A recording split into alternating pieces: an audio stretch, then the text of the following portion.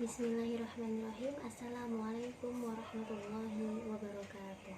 Salam sejahtera untuk kita semua. Syukur kita ucapkan atas nikmat kesehatan dan kesempatan yang Tuhan berikan kepada kita sehingga kita bisa berdiskusi dalam presentasi ini. Perkenalkan, saya Nurisa Adawa Rahmah dan rekan saya Rizka Dwi Murti. Kami dari kelompok 2.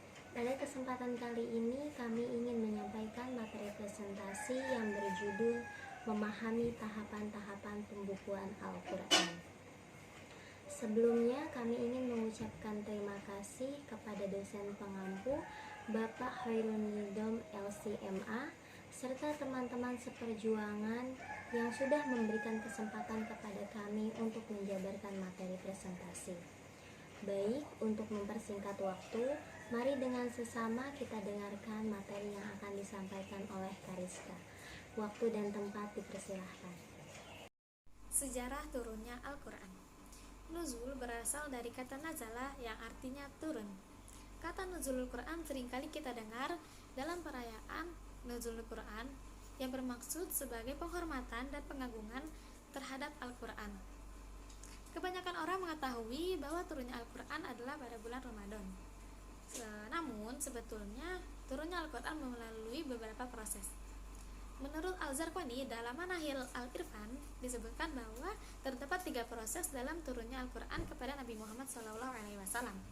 Proses yang pertama adalah Allah menurunkan langsung dari Allah ke Lauh Mahfuz, seperti dalam Quran surat Al-Buruj ayat 22-23 yang artinya berbunyi, bahkan yang dia ingkari adalah Al-Quran yang mulia yang terdapat di dalam Lauh Mahfuz. Proses yang kedua adalah dari Lauh Mahfuz ke Bait Al-Izzah atau tempat yang terdapat di langit dunia. Seperti di dalam Quran surat Al-Qadar ayat 1 yang artinya berbunyi, sesungguhnya kami telah menurunkan Al-Quran pada malam kemudian. Kemudian proses yang ketiga adalah dari Bait Al-Izzah ke dalam hati Nabi Muhammad SAW secara berangsur-angsur sesuai dengan kebutuhan. Hal ini diisyaratkan dalam Quran Asy-Syu'ara ayat 193-195 yang artinya dia di bawah turun oleh Ruh Al-Amin atau Jibril ke dalam hatimu Muhammad agar engkau menjadi salah satu orang yang dapat memberi peringatan. Hikmah diturunkannya Al-Quran secara berangsur-angsur adalah yang pertama sebagai peneguh untuk hati Nabi Muhammad SAW. Yang kedua sebagai mukjizat karena mengingat banyak sekali perjuangan yang telah dilakukan oleh Nabi Muhammad SAW. Yang ketiga untuk memudahkan menghafal dan mempelajari Al-Quran. Yang keempat untuk menerapkan hukum secara berangsur-angsur. Yang kelima sebagai bukti bahwa Al-Quran bukanlah rekayasa Nabi Muhammad SAW ataupun manusia biasa. Pengumpulan Al-Quran. Dalam penulisan Al-Quran kita mengenal istilah jamu Al-Quran yang dalam pengertiannya mempunyai 2 pengertian, yaitu Al-Hifzu yang artinya menghafal dan Al-Katabah yang artinya menulis. Al-Hifzu adalah proses di mana Allah Subhanahu wa taala menyemayamkan wahyu ke dalam hati Nabi Muhammad SAW secara mantap sehingga Nabi Muhammad bisa menguasai Al-Quran sesuai dengan apa yang Allah Subhanahu wa taala inginkan. Kemudian Nabi Muhammad SAW membacakan ayat Al-Quran kepada para sahabat sehingga para sahabat juga bisa menghafalnya. Sedangkan Al-Katabah adalah perhimpunan Al-Quran dalam bentuk penulisan yang membedakan yang mana antara surat dan ayat, yang juga mengatur susunan antara surat dan ayat yang kemudian disatukan dan dibukukan. Proses penulisan Al-Quran. Proses penulisan Al-Quran atau rasmu Al-Quran terdiri dari beberapa tahapan atau masa, yaitu pada masa Nabi Muhammad SAW, pada masa Khulafaur Rasyidin, dan pada masa setelah Khulafaur Rasyidin. 1. Masa Nabi Muhammad SAW. Penulisan Al-Quran pada masa Nabi Muhammad ditempuh dengan 2 cara, yaitu A. Al-Jumu' fis Sudur. Rasulullah amat menyukai wahyu dan senantiasa menunggu turunnya wahyu dengan rasa rindu, lalu menghafal dan memahaminya. Nabi Muhammad SAW adalah hafiz atau penghafal Al-Quran yang pertama dan merupakan contoh paling baik bagi para sahabat dan menghafalnya. Sebagai bentuk kecintaan mereka kepada pokok agama dan sumber risalah. Setiap kali Rasulullah menerima wahyu, para sahabat langsung menghafalnya di luar kepala. B. Al-Jumu' fis Sudhur. Selain dihafal, Rasulullah juga mengangkat para penulis wahyu Al-Quran dari sahabat-sahabat terkemuka seperti Ali, Muawiyah, Ubay bin Ka'ab, dan Zaiz bin Sabit.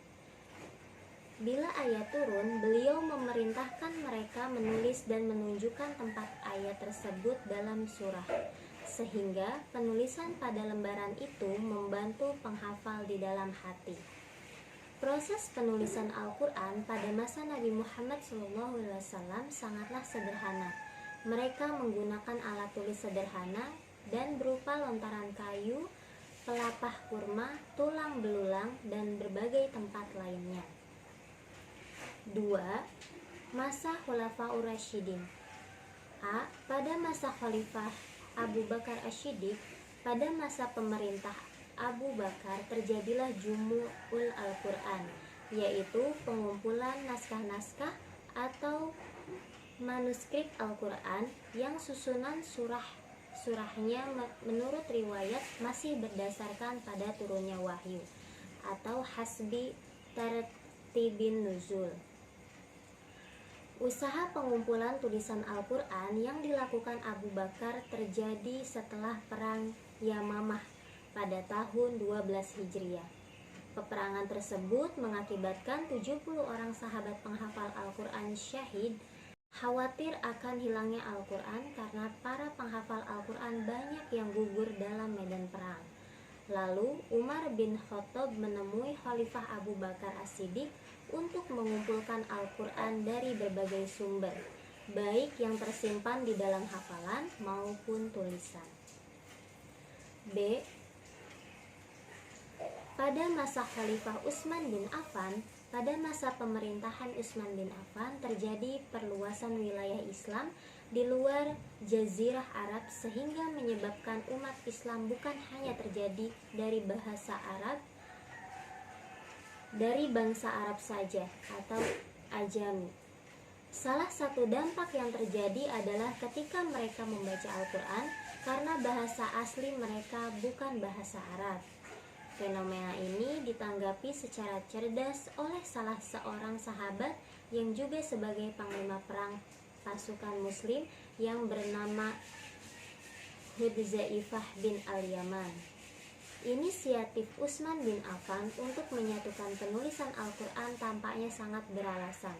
Betapa tidak, menurut beberapa riwayat, perbedaan cara membaca Al-Quran pada saat itu sudah berada pada titik yang menyebabkan umat Islam saling menyalahkan dan pada ujungnya terjadi perselisihan di antara mereka. Yang ketiga, masa setelah Khulafaur Rasyidin. Pada masa ini Al-Quran mulai dalam tahap penyempurnaan dalam penulisannya. Mushaf yang ditulis pada masa Utsman bin Affan tidak memiliki harokat dan tanda titik sehingga dapat dibaca dengan salah satu qiraat yang 7.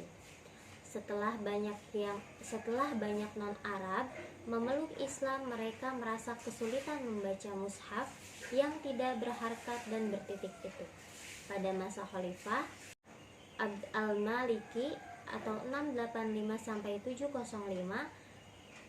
ketidakmemadainya mushaf ini telah dimaklumi para sarjana muslim terkemuka saat itu dan karena itu pula penyempurna mulai segera dilakukan.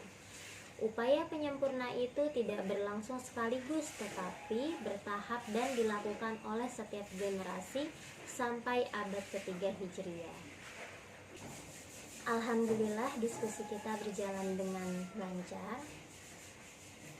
Demikian PPT yang kami sampaikan, semoga bermanfaat untuk kita semua. Jika ada kekurangan mohon dimaafkan, karena kesempurnaan sungguh hanya milik Allah Subhanahu wa Ta'ala.